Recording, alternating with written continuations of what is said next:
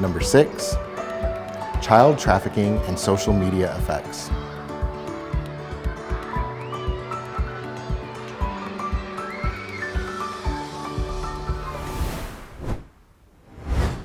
Hello, welcome back to our Resiliency, Character, and Life Skills Education video. My name is Mrs. Reidenauer, and I'm one of the school counselors at Avon Park High School. Today, Mr. Ian Bellinger is joining us, and he is a technology resource teacher in Highlands County School Districts. We will continue to focus on strategies to develop healthy characteristics that reinforce positive core values to foster resiliency and hope. Previously, we reviewed the importance of mentorship and citizenship. During our lesson, we also discussed following school rules and community laws. Today, we will be talking about child trafficking and the effects of social media in our lives. Let's take a few minutes to review our ground rules for our time together. Our first ground rule is that we should all listen with an open mind. We will listen when someone is speaking, and only one person will speak at a time. We will also be supportive and compassionate towards each other. Second, we will avoid personal stories. This is a safe space to speak and ask questions. We will respect each other and not tease or make fun of each other or anything that is said during today's lesson. Our last and most important ground rule is that whatever is said in this room stays in this room and should not be gossiped about later in the hallways or on social media. It is important to note that if a student discloses any information regarding potential harm to self or others to any adult, the adult is required by law to report the behavior. Finally, we encourage you to go home and discuss with your family what you have learned in today's lesson. Today, we are going to review the very serious crime of child trafficking. Child trafficking is a real problem that can happen to anyone, anywhere. It is happening in our own state of Florida and possibly even in our own community.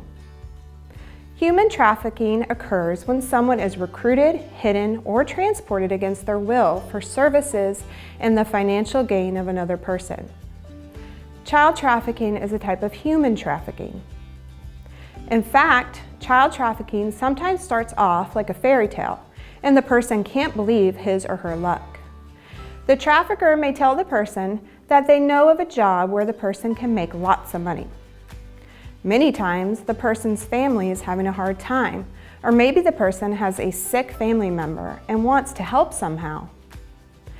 This job solves the problem and leads the person to think everything will be okay. Sometimes the person is taken on a trip to a new city or country. Initially, this seems exciting, and once they are there, what seems like a dream quickly turns into a nightmare. The abuse begins. The trafficker builds a relationship with the victim, a relationship of control and manipulation. This is sometimes referred to as a trauma bond. This is an unhealthy attachment that occurs, and because the abuser is the victim's only source of support, a harmful dependence on the abuser begins. What are some risk factors that could place someone in harm's way of a child trafficker? Runaways needing money or living in poverty, not attending school or dropping out of school, low self-esteem, social isolation, or the use of drugs and alcohol could make someone vulnerable. How would you know that someone may be a victim of trafficking? Maybe the person appears fearful or anxious frequently. Maybe he or she appears to be overly nervous or tense. There could be a lack of eye contact and may seem disconnected from family or friends. They may appear to be in poor health or show signs of abuse. Maybe they're frequently absent from school. Sometimes the person can have branding or tattoos that may indicate the identity of the trafficker. Sometimes one clue alone doesn't tell us much. You don't have to know for sure. If you think something is wrong, even if it isn't trafficking, speak to a trusted adult. Traffickers use many popular social media sites and popular digital devices such as cell phones and video games to contact potential victims. They groom potential victims. What is grooming? Grooming is when someone builds a relationship with a young person. sometimes pretending to be their age, so they can manipulate and abuse them. It is important to be very cautious of what you share online. Information that should not be shared includes passwords, locations, home and school addresses, school name, phone number, or pictures. Here are some very important resources and hotlines for you to remember. Please always tell your family or a trusted adult whenever you have concerns for yourself or others. In today's digital world, we spend a lot of time online, specifically on social media sites. There are many positive uses for social media, such as staying connected with family and friends, interacting with a more diverse group, creatively sharing ideas, music, and art, communicating with educators and fellow students, and learning about current events. But it's crucial to be aware of the potential dangers that come with the use of social media. Let's talk about some basic online safety tips. What are some things you can do to keep your account secure and stay safe online? Teachers, let's take a few minutes for students to respond and state in their own words what it means to stay safe online.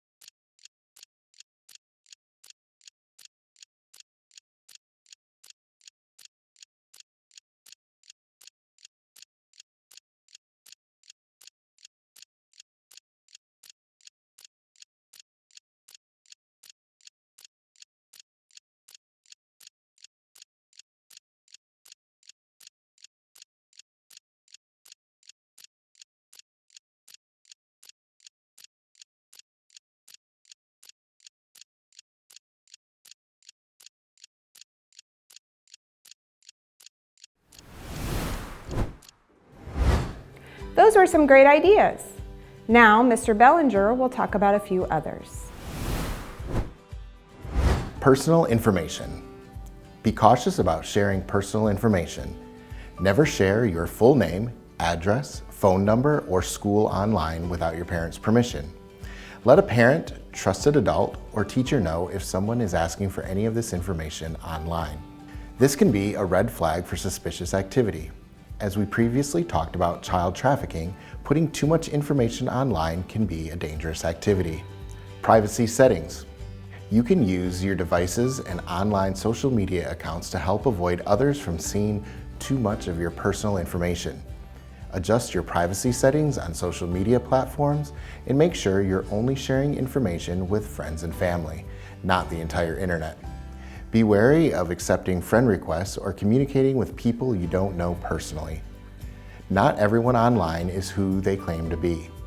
Ask your parents or one of the technology staff at your school if you need help adjusting your settings. Now we are going to talk about cyberbullying. Cyberbullying is a form of bullying that takes place in the digital world, often through electronic devices such as computers, smartphones, and tablets. It involves using technology to harass, threaten, embarrass, or otherwise harm individuals or groups. Cyberbullying can occur through various online platforms, including social media, text messages, email, online forums, and gaming platforms. This type of bullying is not limited to school, common areas where students gather. These bullies follow you to wherever you have a device to access social media or messages. Cyberbullying can have serious emotional, psychological, and even physical consequences for the victims. Let's define what some of the common terms used with cyberbullying mean. Harassment. Sending mean, hurtful, or threatening messages repeatedly. Cyberstalking. Persistently following someone online, often with malicious intent. Exclusion. Deliberately excluding someone from online groups, conversations, or activities. Doxing. Sharing someone's private information like their address or phone number without their consent. Impersonation. Pretending to be someone else online to damage their reputation or deceive others. Flaming. Engaging in hostile and aggressive online arguments. Outing. Publicly sharing someone's secrets or personal information. Trolling.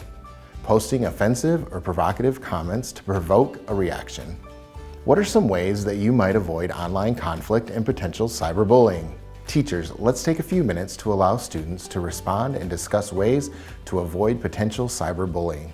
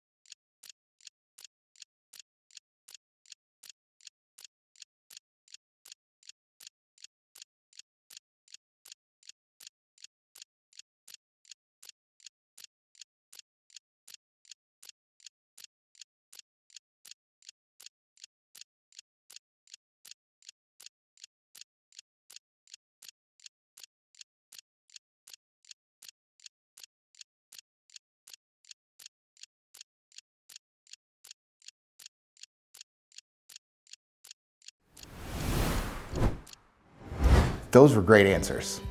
Your answers may have included educate yourself, understand what cyberbullying is and recognize its different forms, set privacy settings, adjust the privacy settings on your social media accounts to control who can see your information and posts, share personal information only with trusted individuals and never give out your location to anyone online.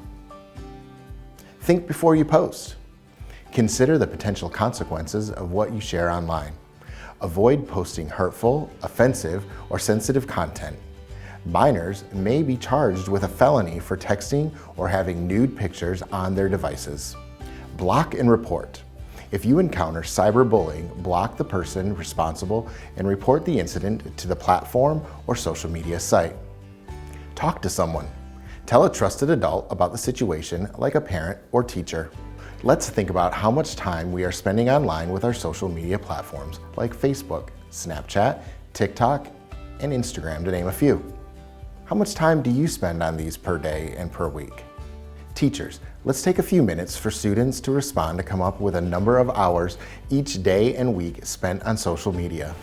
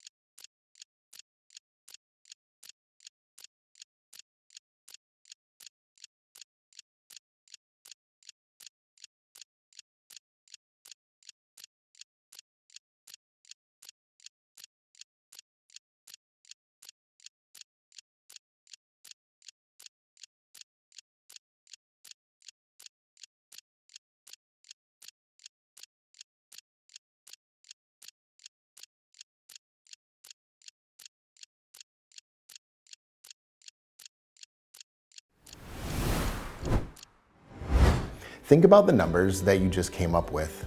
Are these low, high, or too high? If they are too high, what can we do to lessen screen time? Social media addiction refers to the excessive and compulsive use of social media platforms, which negatively impacts our daily lives, academic performance, and overall well-being. Overuse of social media can be related to health concerns, such as depression and anxiety. Social media addiction is characterized by a strong dependence on social media that often leads to a range of adverse consequences. Some common signs and symptoms of student social media addiction include excessive screen time. Students with social media addiction spend an excessive amount of time on platforms like Facebook, Instagram, Twitter, Snapchat, and TikTok, often at the expense of their academic work, physical activities, and face-to-face interactions. Withdrawal symptoms.